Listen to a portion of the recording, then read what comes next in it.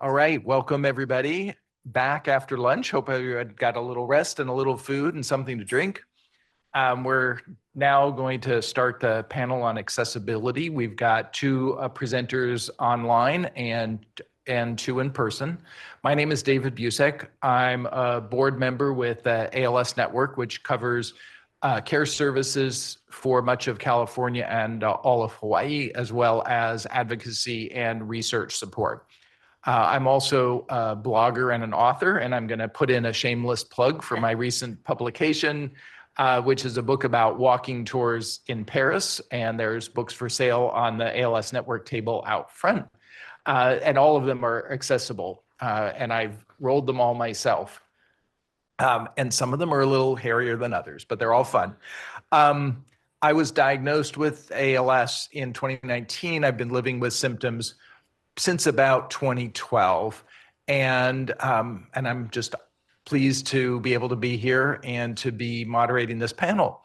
So I'm going to do things a little differently than the other panels this morning. And I'm going to ask each of the presenters to introduce themselves and their connection to ALS or whatever they care to share. Their bios are written in the program, so feel free to take a look there if you want more information about them. So with that, I'm going to start with Alisa Brownlee. Hi, I'm Alisa Brownlee. I am a home modification and assistive technology specialist with ALS United Mid-Atlantic, formerly the ALS Association. It has been my privilege to work with the ALS community for 28 years. And I don't know where that time went. And I am also the founder of ALS at Home. And you can get more information of my company out on the table out there, but I provide virtual visits for people diagnosed with ALS to help them make home adaptations for safety and accommodations. Oh, I thought we were, oh, sorry. Yeah. Sorry, my bad for not explaining right. I want to do the introduction and then presentation so that Gotcha. we have a flow between the two parts. Gotcha. Okay. Great. Thank you. They just need to bring up my slides. Yes, please. So we're talking today about potential travel and moving around, and we need to start with getting in and out of the house, which is what I am starting with. There we go. So we're talking about accessibility options for entering and exiting your home. This is my disclaimer slide. You're going to see some products that I am talking about, but I have no financial interest in them. I sort of wish I did, but I don't. So there we go. Funding for home adaptations through Medicare, none, and really none through private insurance. Medicaid, maybe. Some state Medicaid waiver programs have a carve out for assistive technology, which can be used for ramping or other things. But not everyone on Medicaid will qualify for the waiver either. Only a certain amount of people a year are on the waiver program. And that varies from state to state. So I can't say whether or not your state would have that carve out for assistive technology. I will tell you that some long-term care insurances, now long-term care is an insurance that a person would have bought into years ago. And it is for the purpose of an insurance to pay for a caregiver for you. Usually you get a per diem per day, $100, $200. Some long-term care policies have an assistive technology component, a few $1,000s that I've had people use for stair glides or ramps. But majority of Americans don't have long-term care insurance. And it's something you have to get before the diagnosis of ALS, unfortunately. So the only funding stream we do have is the VA. And of course, this is only for eligible veterans. And there is a specially adapted housing grant. This year's grant is $117,000. I'll be honest with you, lots of hoops to go through. Locally, I will say I probably get less than 3 veterans a year that go through this whole process. It's so arduous. And the thing about the housing grant is, unfortunately, the contractor gets paid last. They have to front the money. And so I don't have a lot of contractors that are willing to do that. However, there is a HISA grant, and this grant is run by Prosthetics. It's a much easier grant. This year it is $6,800, and you can apply for that. I have most of my veterans getting their ramps through this HISA grant. So when you're talking about entering and exiting your residence, the door width should be 32 inches. That's per ADA. However, the standard width of a power wheelchair is 27 to 29 inches. So I've had people get away with a 30-inch doorway. Believe it or not, people say, oh, I just want to widen the doorway. It's not just. Widening a doorway is a major piece of construction. Excuse me, she's not following you. Oh, I'm sorry. I want to say. Can you go to next slide? I'm sorry, guys. I keep forgetting that I'm advancing here and you're not advancing there. My apologies. So here's your VA specialized housing grant. Okay. You can Okay, that's fine. All right. And this is the HISA grant. If anybody wants to take a picture of that. Again, that's run through Prosthetics. It is a totally different department than the housing grant. And it's much easier and much more timely to get the HISA grant. Notice what they will not pay for at the bottom. Okay. Okay, next slide, please. I'm so sorry. So here we are, we're caught up. So the standard doorway, yes, 32 is ideal, but we can get away with less than that. Okay, all right, next slide, please. So if it's just 1 or 2 steps, you can use a suitcase ramp, which is a portable ramp. It's designed to fold up like a suitcase, like in half. At the bottom left-hand picture, you can see it. These are a few $100s, but it is nice to know that Team Gleason has a grant to pay for a suitcase ramp. They'll pay for 1 suitcase ramp per client with ALS. Suitcase ramps go from 2 feet to a maximum of 12 feet. They don't come any more than 12 feet. Next slide, please. And this is just ramps dimensions, so you can look at it. But basically, when you look at a step, the average step in the United States is 7 3/4. So I call it 8, okay? You have an 8-inch step. For every inch of rise or drop, whatever you want to call it, you need 1 foot of ramp. So it's 1 to 1 foot, all right? Not every house is rampable. And it is important if you have, or if you are someone who rents, or you're dealing with somebody who rents, your landlord has to approve that ramp.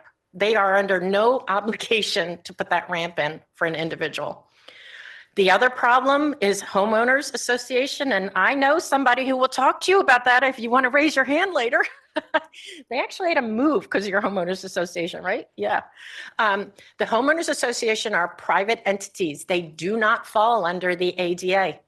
So they are not compelled to allow you to build a ramp. And for the most part, my homeowners association say you can put it in the garage, but if you can't fit it in the garage or you don't want it in the garage, you have no other option.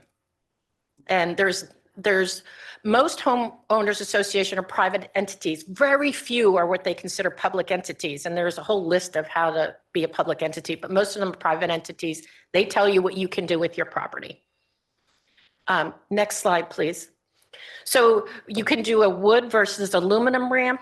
Wood is permanent. It needs a permit, and studies have shown it can reduce the value of your home. So most of the time you will see our folks using steel or aluminum ramps, which can go up in a matter of hours and down in a amount of hours. Important statistic that 1 foot of ramp in this country averages $300. So if you think you have 3 steps, you're well over $7,000 to pay for a ramp. And that is not fundable under insurance. So not every house can accommodate a ramp. Live on the 2nd floor. In Philadelphia and major urban cities, you'll see a lot of row homes. The city of Philadelphia, city of Chicago does not allow a ramp to touch a public sidewalk. The only option is to use a platform lift. So these are platform lifts where you Shauna, next slide, please. Next slide, sorry. I keep forgetting, I'm advancing my slides. I'm sorry, folks. This is your, not every house is accommodation. And then next slide. We don't know if it's going to work from her reach, but we're going to try. Okay, it which because way? Her memory. This way? You're going to go to the right. Yeah, okay, there we go. It is my memory, I'm sorry. So platform lifts can be encapsulated, as you can see. So encapsulated, okay, means that they're covered. So I used a lot of these at the New Jersey shore, and you need to encapsulate them because of the salt water. So they also can be unencapsulated, all right? But the idea is you have a lift that can accommodate 750 pounds because you need the power wheelchair and perhaps one other human being next to it to go up and down. This is a vertical incline lift and you need 32 inches, but what this does, I don't know if I can play the video, I'll just talk you through it, but, oh, there we go. The wheelchair goes onto the lift and the lift goes up and down the steps. And this can run on a curve or it can run on a straight. So there he's going into the basement. Yep. And it goes up and then it'll take him down the steps, okay?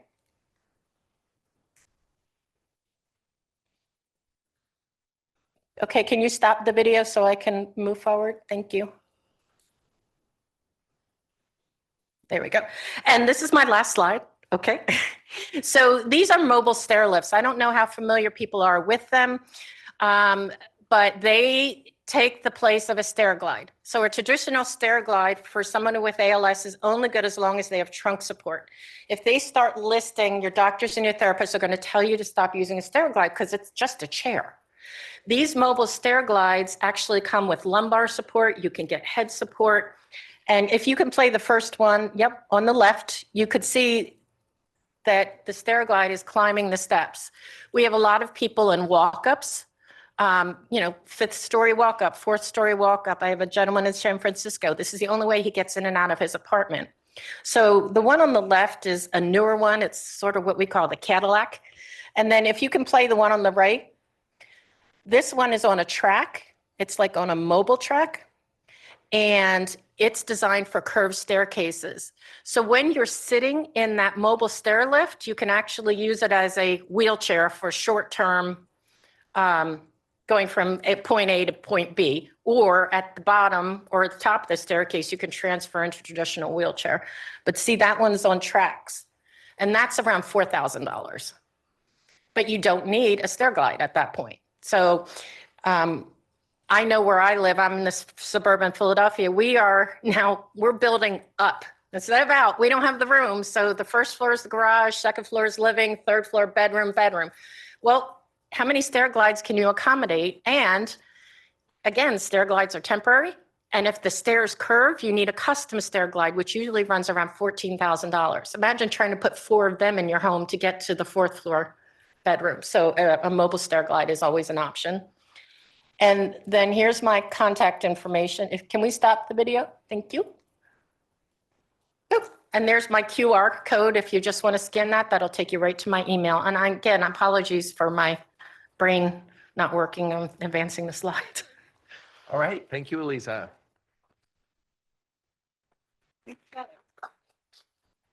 Next up, we have Bernadine Okeke, who is joining us virtually. So Bernie, if you can introduce yourself and then give your presentation, that would be great. And you're muted still.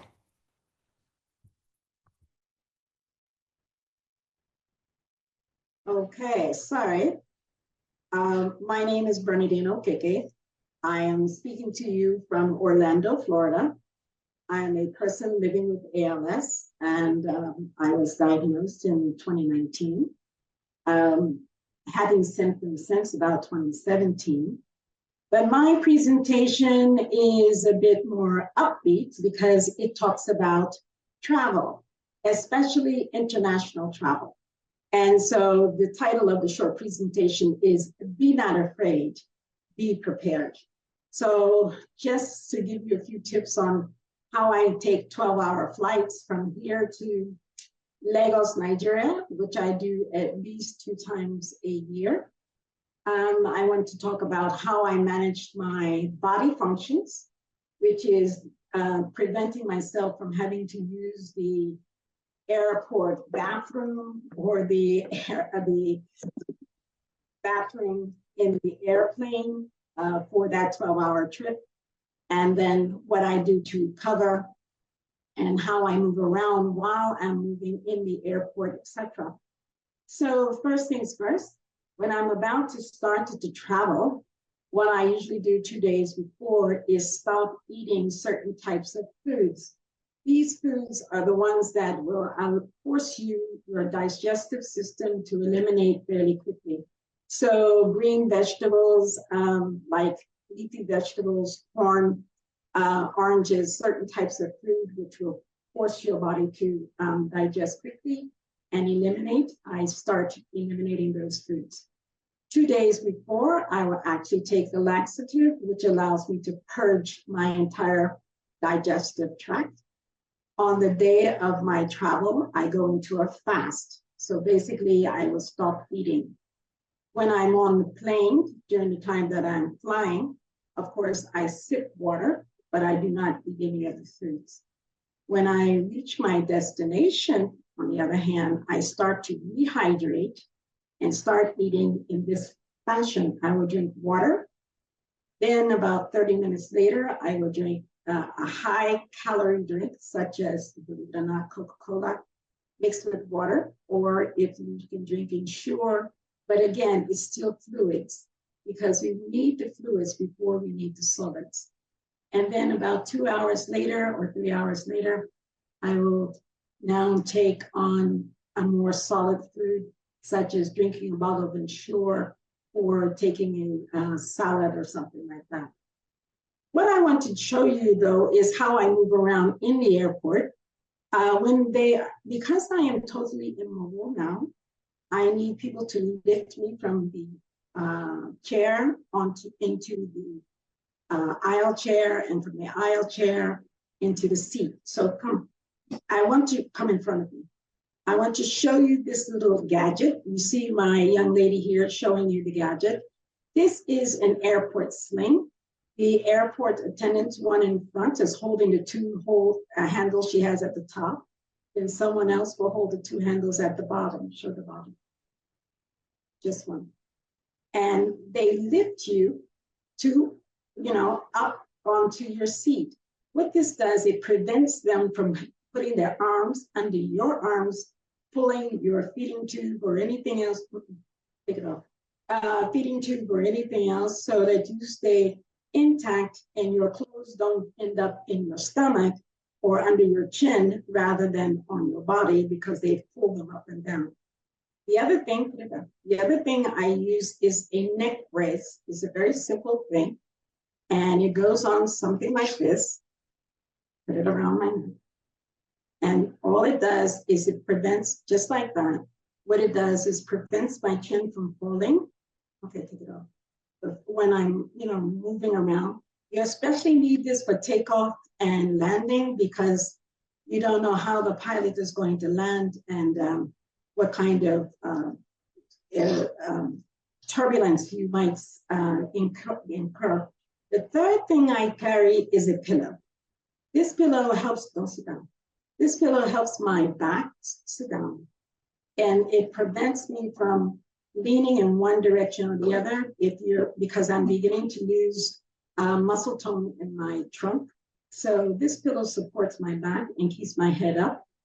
And then I travel. I just came back from Lagos, Nigeria, about 2 weeks ago, and I'll be here for 6, and then I'll be on my next trip back. And since I like to travel a lot, either by car or by air, you will find me always in a plane until I can no longer fly. So those are my tips for international travel. So my motto is, be not afraid, just be prepared. And I always travel with a companion. Thank you. All right. Thank you so much, Bernadine. Well, and that leads well into our the next presenter, which is Heather Ansley, and she's going to be talking about the FAA Reauthorization Act, and at least that covers domestic air travel. So good afternoon, everyone. Thank you for having me here today. So again, I'm Heather Ansley. I'm the Chief Policy Officer with Paralyzed Veterans of America. We are a nonprofit veteran service organization chartered by Congress. All of our members are veterans with spinal cord injuries or disorders such as MS or ALS. We have service officers around the country who provide free assistance to folks in filing for benefits, including the SAH grant, the HISA grant, and some of the other VA benefits that were mentioned. Trying to improve access to air travel is something that PVA has been working on literally for decades, trying to make improvements for our members. Post-injury, one of the things that many of our folks do is they get involved in our sporting events and want to start traveling, and they just want to. They've always enjoyed traveling and they want to continue to do that.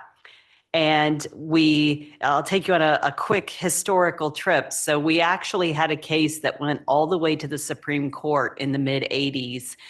Because at that time we didn't have the Americans with Disabilities Act. All we had was this thing called the Rehab Act, which says if there's federal funding or it's a federal program, then there's non-discrimination against people with disabilities. And so we thought, air travel was, you could show up, have a ticket, and they could say, sorry, you're not traveling today. And it wasn't against the law to not allow people with disabilities to travel. And so we filed the case and said, well, there's a ton of money that goes into air travel, the air travel system. Surely there are federal protections through the Rehab Act. And the Supreme Court told us that, having money in the system, in that way, it just wasn't enough. So we went to our friends in Congress and we did something you could not do today. Within 4 months, they passed the Air Carrier Access Act in 1986. So October of 1986 was when that law was passed. So 4 years before the ADA. It only applies to commercial air travel. Originally, it only applied to domestic carriers, so flying around within the U.S. They amended the law about a decade or so after that, and so if you take a flight, from the U.S. to London, like I did a few weeks ago, because it left from the U.S., it is covered by the Air Carrier Access Act, and it gets a little complicated from there as to if it's still the same aircraft. It continues even if you're going between foreign destinations or they use the same flight number. But that's all to say there are also now laws in the EU and other places that are not the Air Carrier Access Act, but they do provide some protections. So despite all of these protections, which did lead to more consistency in the air travel experience, it did make it so that an airline just couldn't outright deny your travel without having to tell the Department of Transportation why they denied it.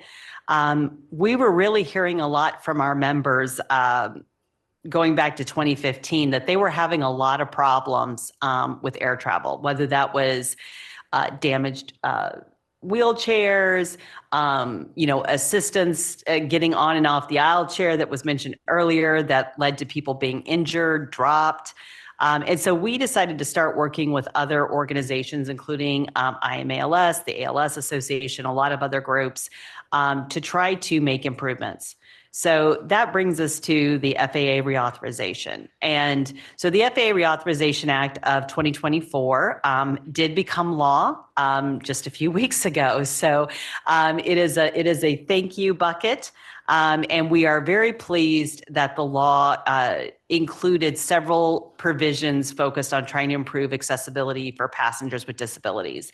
And everything that is in the bill was bipartisan, everything in the bill, because that's how they were able to get it done.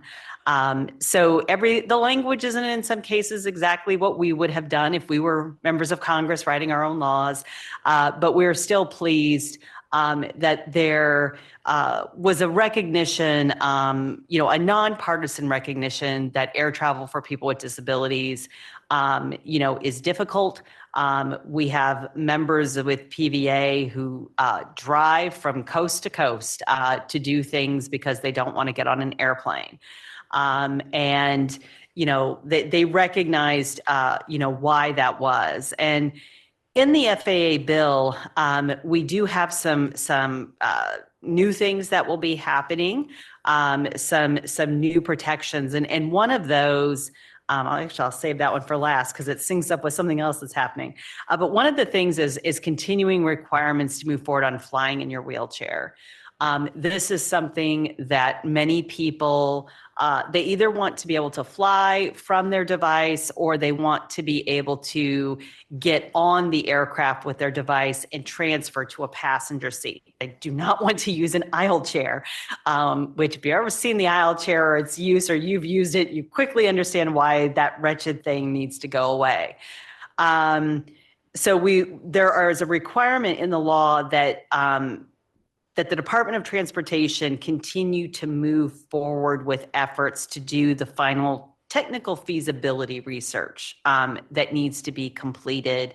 And then from there, assuming it's technically feasible, which we know it is and is moving that direction, that they will do a study on basically the economic feasibility of it. Because there's always can you do it and can you do it safely? Will FAA sign off on this? And then there's how does that fit within the model of air travel and business?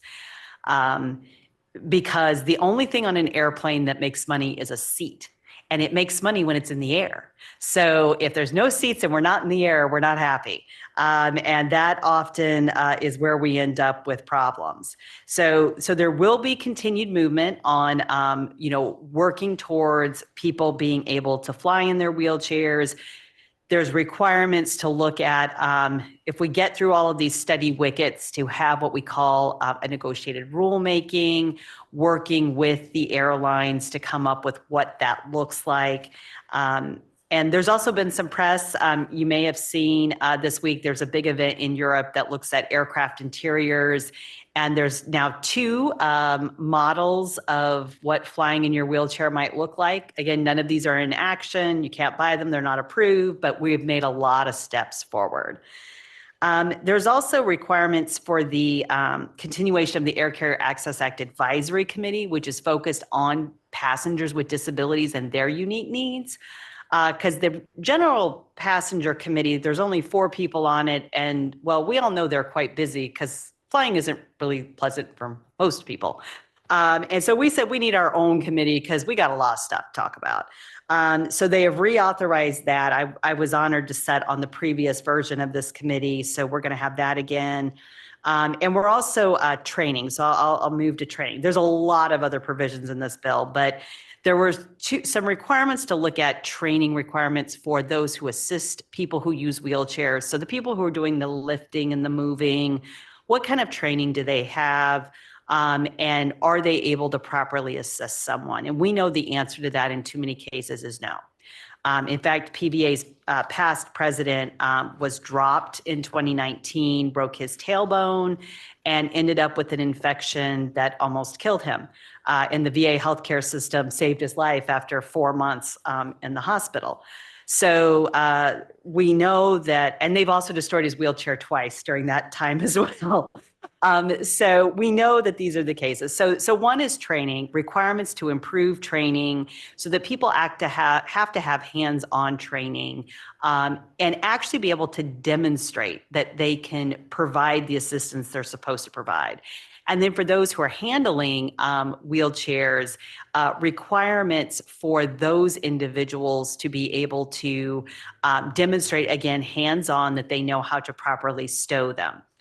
That segues up very nicely with a proposed rule that is currently open, that the Department of Transportation is accepting comments on until June 12th, which includes a lot of provisions, but one of which is training, and to improve the training that folks receive. So if you or someone that you know, has traveled, has used aisle chairs, has had your wheelchair damaged,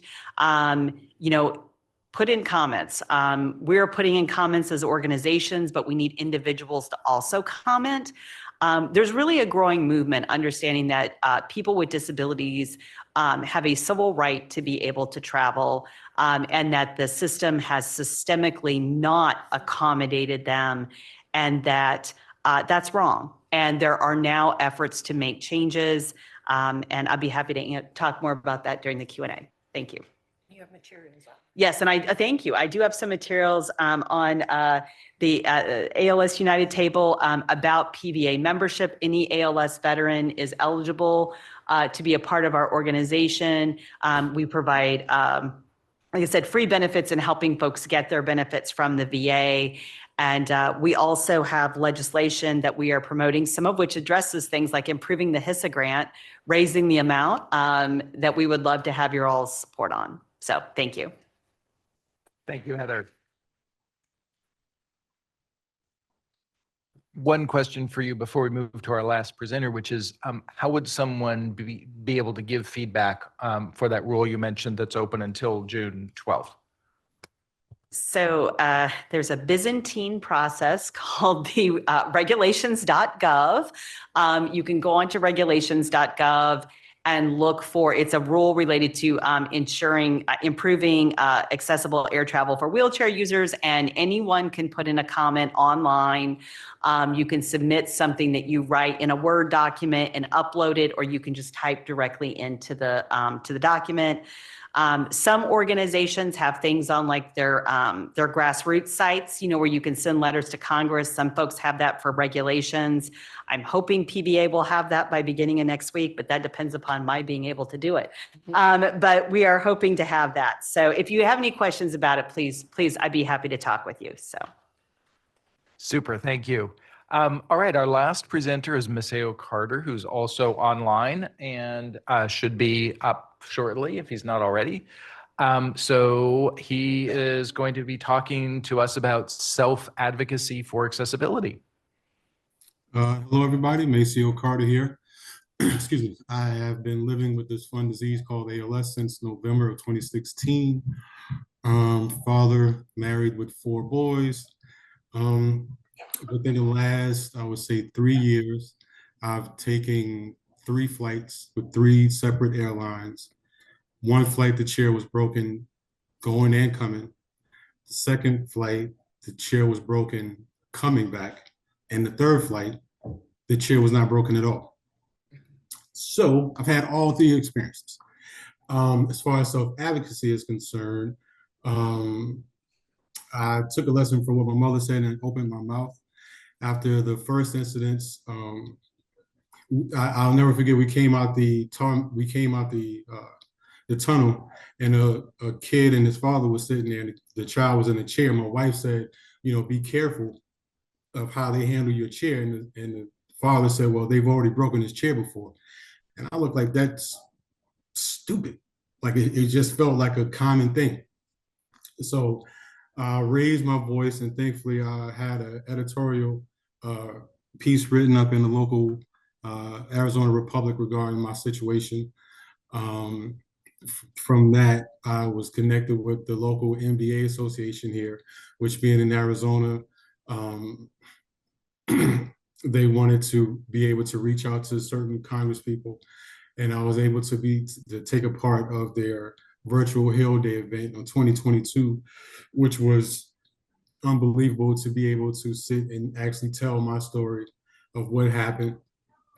And then for the second flight, we were invited to their actual Hill Day, which was, again, unbelievable to be able to be on Capitol Hill, to sit in various Congress people's offices and relate our stories.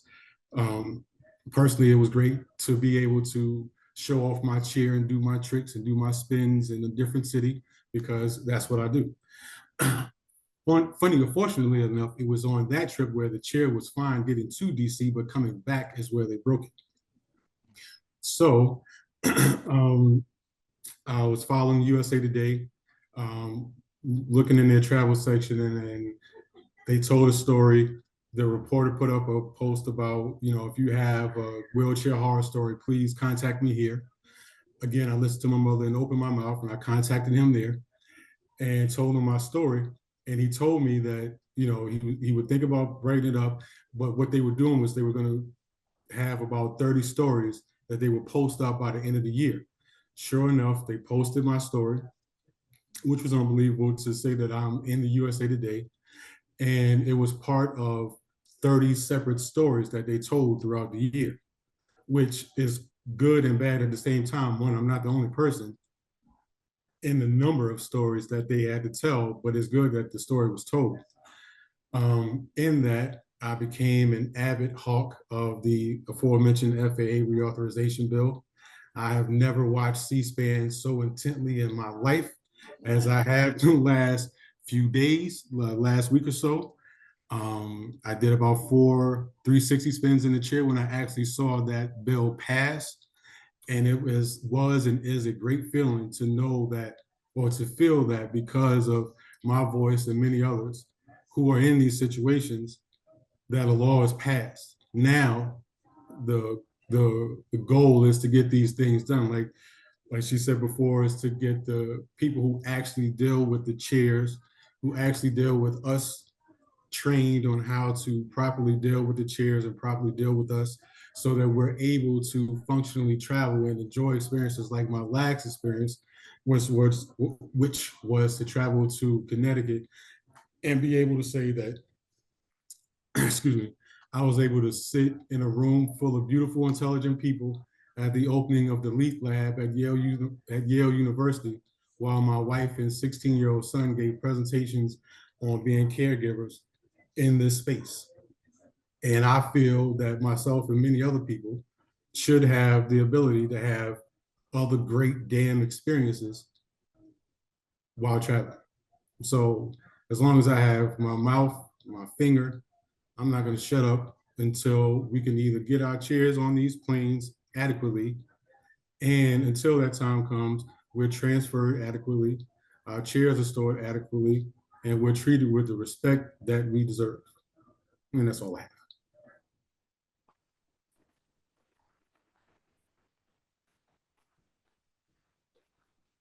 Thank you so much. And I hope before the end of this session, we might have a chance to see some of those 360 spins or other wheelchair tricks you've got going. My wife may not agree with me, but I'd like to learn some. All right, so that's our 4 presenters. We're now going to open the floor for questions. And I imagine, because there's a lot of interesting stuff here, that we'll have a bunch of questions. So I see Lisa over here to start. And yeah, we can please wait for the microphone whenever you're asking, so all the people online can be sure to hear. Okay, so this is for Heather.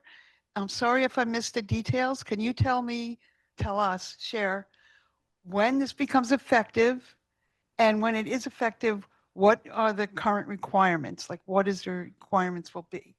I realize some are in the future, but some will be immediately, right? Yeah, so this is Heather. A lot of the requirements, there is time for them to go into effect. So the training provisions that are in the law marry up with the proposed regulations that DOT already has.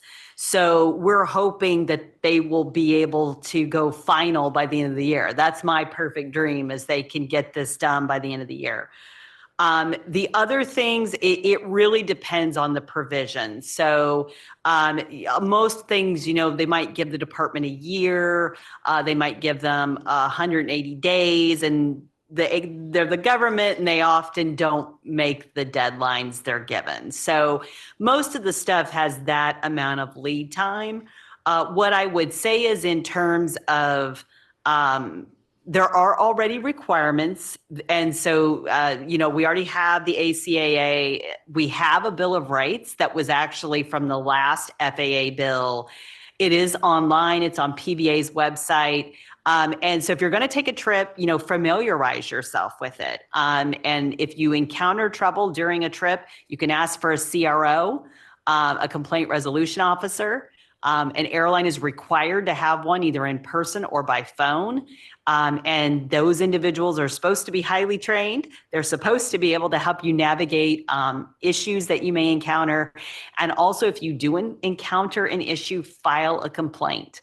That is extremely important because we have been told by industry in various places that, well, there aren't any complaints, so there must not be any trouble. We know that. In fact, they told us that about an inaccessible lavatory. I'm like, are people supposed to tell you the lavatory is not accessible? We all know this. Like, who thinks you got to file a complaint about that? But you can do it online. It's pretty easy to do. And I can tell you, it does matter. Like your individual complaint, you might feel like you threw it in a vortex. But as a whole, when they start to see numbers rise up, it does make a difference. So please, I don't care if you have to file one every time you fly. Do it. Put it on your phone. Just do it while you're waiting for something, and just get it in. But again, to say, so there's a lot of stuff already out there, and then the provisions in the bill they're going to be rolling in over time. Really, a lot of this is to say to FAA and DOT for the next 5 years, here's what we want you to do, because this is a 5-year authorization. So, a quick follow-up question on complaints. I've been amazed at the airplane bathrooms I've gone into that have a wheelchair symbol on the door, and they're about wide enough for my skinny body, and they have a grab bar. And I figure that grab bar is the accessible component, even though it would be impossible for someone to use. Would that be an example of a complaint that would be worth filing every time you fly? I think that would be terribly amusing. But I have good news about those accessible symbols, because I was part of the negotiated rulemaking that worked on the lavatory rule. And we said, why do you have an accessible symbol on a lavatory that is clearly not accessible? And by the way, the only thing I've ever used that handle for is turbulence. When you're being thrown around, you're grabbing onto something. As part of the lavatory rule that the Department of Transportation finalized last year, those symbols have to come down. And if their lavatory is not actually accessible, they cannot say it is, because it's not. So anytime, if you're in a single aisle aircraft anywhere, unless you're maybe flying Allegiant, there's a few airlines that have a somewhat accessible lavatory, but the vast majority of them, your single aisle lavatory is not accessible. And if you want to file a complaint, you have a right to do that. And let them know that you care that it's not accessible, because right now airlines have, we're getting now to, let's see, this year it'll be 9 years. They have 9 years when they order a plane, 11 years when it's delivered to have an accessible lavatory. But there are models coming out that are accessible, and we hope that if they start to see complaints and they hear a cry, that they will move sooner. There's nothing that says they have to wait a decade. They could do it more quickly. And so we think if they want to know where people want to see features, we say file the complaints. Let them know where you want to see better service. Super, thank you. And then we have a question over here. Actually, I have quite a few questions. The first is with American Airlines that has lowered its weight of a wheelchair to 420 pounds or less. Very few power chairs weigh less than 420 pounds. My second complaint is about portable wheelchairs. Portable power wheelchairs are getting more and more popular. Most of them have a certification from FAA that say they can fly, that say they don't have to take batteries out. American Airlines requires you to take the batteries out. My batteries don't come out real easy, so I can't fly American. My third thing is, if I read all the changes that are coming, they only apply to aircraft that seat more than 150 people. The most popular airplane made is the 737. they all seat more than 150 people. So yes, I'll take the last one first. So in terms of the 737, so like the lavatory rule that went into effect is 120 seats or more, and it will apply to the 737s. Where the gray area is going to continue to be is those regional aircraft that are like 1 and 2 or 2 and 2. That's a different ball of wax. I get that one. You mentioned the scoot, I'm guessing we're talking a lithium battery. Is that? Yes. Yes. Yeah, because all of the portable wheelchairs, as far as I know, have dry cell lithium batteries. Well, Yours? I have a provision for that. Actually, there was a provision in the bill about lithium batteries because you may remember there was a member of Congress, Jim Langevin, who he had an iBot wheelchair with a lithium battery. And as a member of Congress one time, he could not go on a trip because they wouldn't let him bring his wheelchair on, even though it was on a, yeah. So he actually wrote the bill that is in the law about lithium batteries. And it is the only way we could get it in is that it's going to require this advisory committee to look at the lithium battery issue. I will also say that PBA sets on a lot of wheelchair standards and other committees, and we have raised the battery issue with wheelchair manufacturers. So we are looking at the lithium battery issue because airlines freak out about lithium batteries. They are like Actually, only some. I've flown United with not a problem, Delta without a problem. For your device. But like, have you ever heard they say if your phone gets caught on your seat, don't get it, call a flight attendant? It's because they're afraid of fire.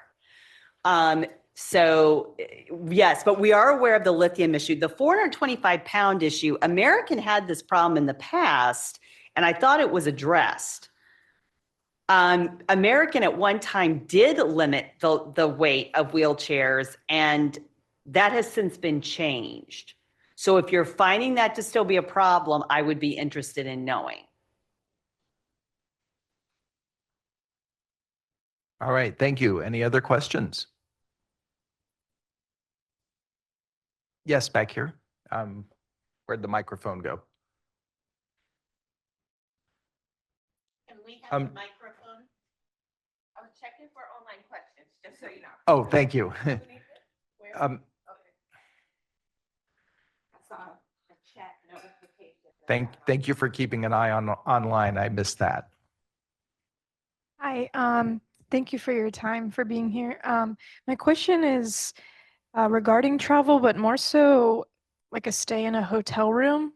I would say the most difficult part of traveling with my dad is not having a hospital bed. And we've tried a lot of different things like the foam or gel mats and those kinds of things. But it ends up being like throughout the night that we're repositioning him, and it takes him a lot of time to recover post-trip, that it's not so enjoyable, the trip itself. And so I was wondering if there was any advice or resources for the actual overnight part of traveling. So if I could ask Bernie or Maceo to address that one. Well, I have stayed in hotels, and I do understand what she's talking about, and that the beds are definitely not accommodating for our particular needs, especially if for me, I need to raise my legs, and sometimes I need someone to roll from side to side. Unfortunately, most hotels will not invest in the kind of beds you're talking about. So what you would probably do is, depending on the hotel you're staying, call in advance.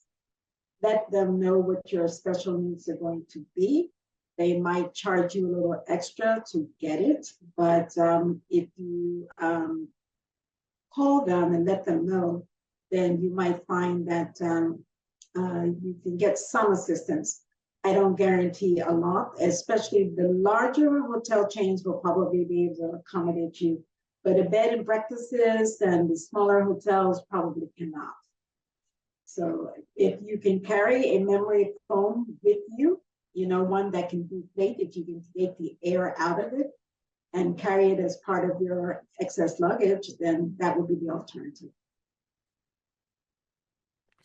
I would also add, if you are traveling within the United States, you could reach out to your local ALS office, your chapter, your office.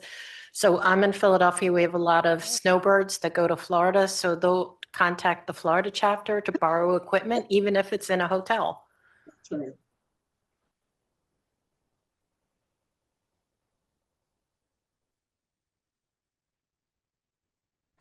Super. Any other thoughts on that question? And Yeah. so she said that you could also try Airbnbs, although in my experience, whenever I've looked on Airbnbs and they have this beautiful section with accessible features, and as soon as you select any of them, all of the homes disappear. So I haven't had much luck with that. But it sounds like you have, maybe. Maybe it could have been just the location. Yeah, could have just been the location. Okay, any other? Can I just share something we talked about yesterday when we're talking about hotel travel? I think it was Kara. I'm not sure who we were talking to, Kara. But if you are bringing a Hoyer lift with you, when most of the hotels now have beds that are flat to the floor, or they'll have wood. And so you need to ask the hotel in advance what type of bed they have if you're bringing a Hoyer lift with you. That was you, right? Yeah. If, you know, JW Marriott, you look and it's all wood. You can't get anything under the bed. So that it's just something to think about if you're traveling with a Hoyer lift. And I know something I've run into just here at this hotel is that the bed's sort of at the upper height of what I can get into easily. And I'm going to have to start thinking about those sorts of things more than I have in the past. So always room to learn. Any other questions? Were there any online questions? Okay. Anybody else in the room? Because I've got a few if we don't. Bernie, you were talking about a fairly extensive protocol that you follow to sort of starve yourself and dehydrate yourself before your flights. I'm curious if you invented that protocol yourself, or if there's some place that you found sort of a starting guideline that you adapted for yourself, and how do you do that? I get so grumpy if I don't eat or I don't drink. Again, this is about discipline. No, I do not or did not find it on any online source or any other source. So it's actually something that I created for myself. I have mental control over my physical functions, let me put it that way. So I tried, and I do not like the feeling of having to use a public bathroom when I know that I had to have 2 or 3 people lift me up and down and so on and so forth. So I tried to create a situation where I shut my body functions down. And it's not to stop me from breathing, but I try to eliminate anything that's going to require me to use the bathroom. I cannot sit on the pins. I find them most uncomfortable. So what I do is eliminate the entire process, and it's fairly simple. If you take a laxative to actually eliminate all bowel movements for like a day ahead of time, knowing that with ALS, if you're like me, your digestion is slow. So instead of having it work in one day, it might take 2 or 3 days, because we all suffer from constipation. So you, this time, use it to your advantage and set yourself up so that on the day that you travel, especially if you're taking a morning flight, then you don't drink anything. You brush your teeth, but you don't drink anything. 3 hours into the flight, you take a straw and you start sipping water, but you sip it at 2 or 2.5 hour intervals so that it does not trigger your digestive system. But as you will be tired, don't get me wrong, you will be tired when you get to your destination. like I said, I do this on 12-hour flights because between here and Lagos on Delta, it's an 11-hour or a 12-hour flight. Because I fast for, I'm used to fasting for Lent, etc. So going without food for 24 to 48 hours, I'm fairly comfortable with that. Then when you get to the other end, you must immediately start to rehydrate your body. And within, say, 24 to 48 hours, you should be back to normal. If you want to call this normal. And you start, and you just have a good time wherever you are. I'm totally in favor of having a good time wherever you are, and I've loved traveling internationally. But I don't know, your discipline is on a whole other level than mine. I'm going to extend that question to other panelists, but also to the room because I think there's a lot of experience here. Does anyone else have any things that they use for making those long plane flights easier?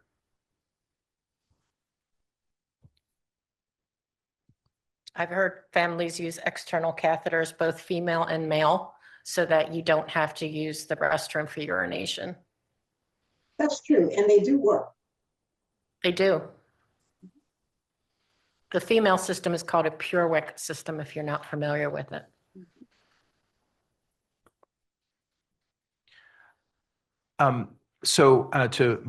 Is it Maceo? Maceo. Can you tell a little bit more about the processes that you went through to get the repairs that you needed for your wheelchair, especially when you were away from home?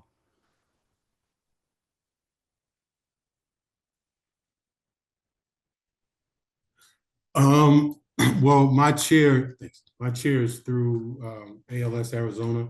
So when things happen, I've fortunately been able to contact them, and they've been able to get someone to help come out and get it fixed. I found that global repair service, or to be politically correct, they suck because they're always late. It takes them forever. So thankfully, like I said, through the chapter, they've been able to get someone else to come out and get it fixed. And the only time that has been fixed, that has been broken away, has been once. There's only been one time. So through the chapter, they were able to contact someone, and they were able to literally come into the room and fix the chair in 15 minutes, which it took the airline 2 days to get done what he got done in 15 minutes. Which didn't necessarily add any joy to my trip, but. Can I ask you a follow-up question on that? One of the articles I was reading said that if you don't identify that your wheelchair has been damaged before you leave, like the jetway or the area, then they will say, we're not covering it. Did you know your chair was damaged immediately? Yeah, as soon as I came out, there were pieces in different positions that didn't look right. And I started to scream very unangelic words, and that started the process. But then the second time, they went in and they cut a wire. And I had a feeling something was going to be wrong because they kept asking about the back and kept asking about the battery. And I literally said, do not touch the back. And when we came out, they messed with the back. And how I know is because when we stood in the airport for another hour and a half while they tried to fix the chair, when they opened it up, it said it looked like somebody just took all the wires and had a field day with them. This is Heather, if I could just add to that really quickly. So it can depend on the airline as to how quickly you do need to notify them of damage, because sometimes you do know right away and sometimes you only know when your body tells you.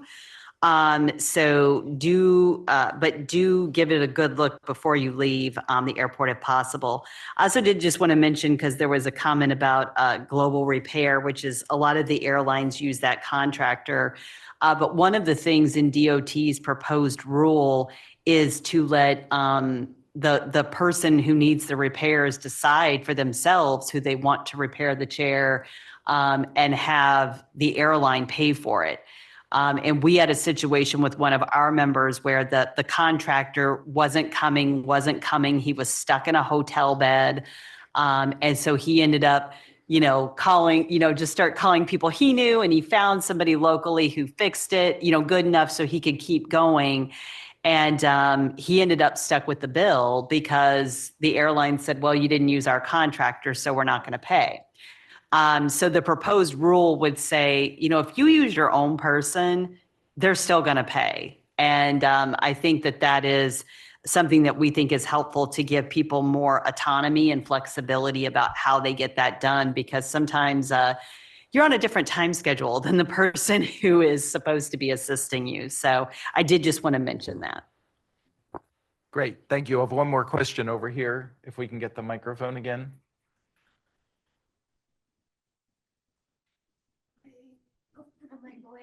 Back to the gentleman here. It's the trouble.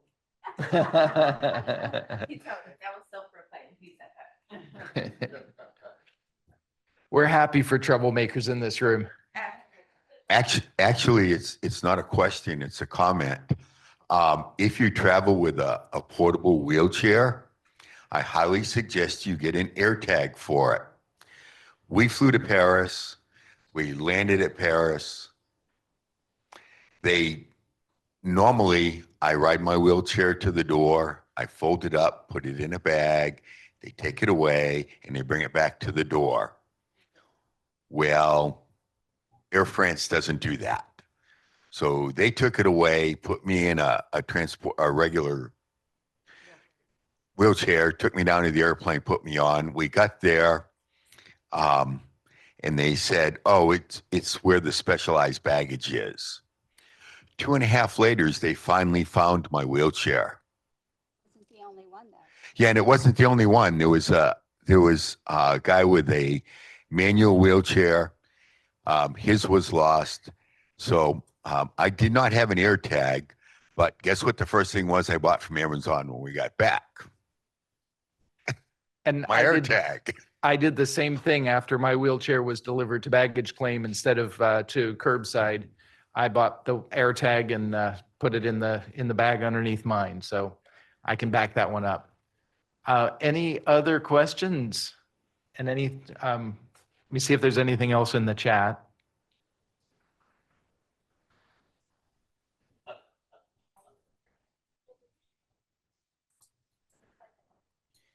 So there's a comment I'll just read out. I know this is different from traveling, but it's part of a trip, especially access to the beach. My husband wanted to go to Hawaii and he couldn't walk anymore, so I had to research the availability of beach wheelchairs.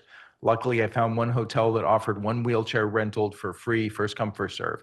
I wish there were more options to use these in more public beaches. I know there are beach mats, but most beaches are inaccessible or don't offer devices to help get closer to the water. They are expensive to buy or rent. And that's certainly my experience with beach mats is you get down to the bottom of the mat and then it's like, okay, now what? I can turn in circles. That's where we want to use Maceo's 360s at the bottom of the beach mat. Can I comment? There is a great Facebook page called Traveling with ALS. If you guys are not part of it, it is the place to go because I've sent people, I want to go to XYZ. I said, go to that. And I guarantee you somebody's been there and it always has worked. And I have gotten so much good information, especially that beach information. What beaches have mats? What beaches have accessible walkways? It's a great group. And it looks like Bernie has a statement that she would like to say or a question online. Actually, I have a question, and it had to do with using when you're traveling by air, using what is called an airport sling or a transport sling as part of the lift. So, and I wanted to know, as part of the training program that is being advocated, are we actually teaching these people how to lift individuals using, say, like the sling that I was talking about, as opposed to using their hands and arms? Because I find the hardest part of the transport of traveling is the shifting from one chair to another. And that skill level I mean, you talked about the number of people have been dropped. So far, I've been lucky. I've never been dropped. And so far, I've been put in a chair properly, but it's because of this thing that I insist that they use. So this is Heather. That's a good question.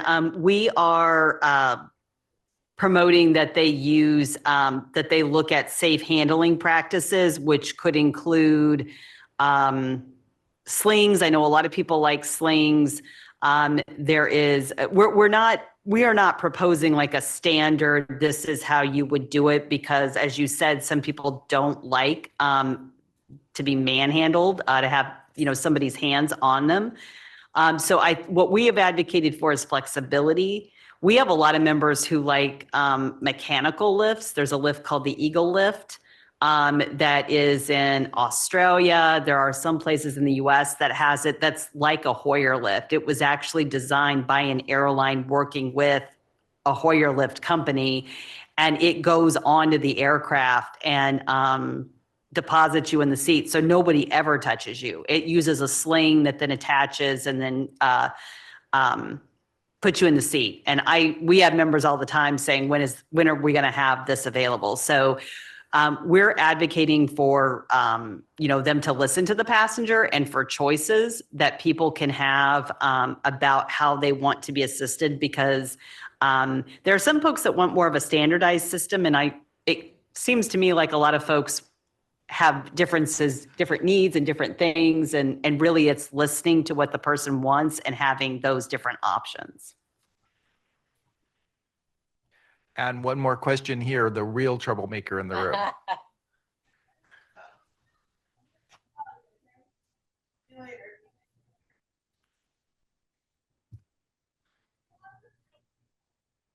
Thank you, everyone, for all of your very interesting comments and reflections. I have a question about safety while traveling. David, the moderator, is my husband, and when we're in a hotel, the signs always say, in case of fire, don't use the elevator. And I'm looking at the 16 floors. I'd be carrying him down with anxiety. And we were in Israel, and there was the sign said, if you hear a bomb siren, don't use the elevator. And I asked the people at the front desk, what am I supposed to do? And they said, well, pretty much you two are screwed. And I was like, oh, that's not good. So I'm curious about, is there legislation around having those, I don't even know what they're called, those chairs that go downstairs, the evacuation chairs? I'm curious what we're supposed to think about while we're traveling about fire, et cetera. I can start. So hotels are supposed to have disaster policies. So that is the first question you ask.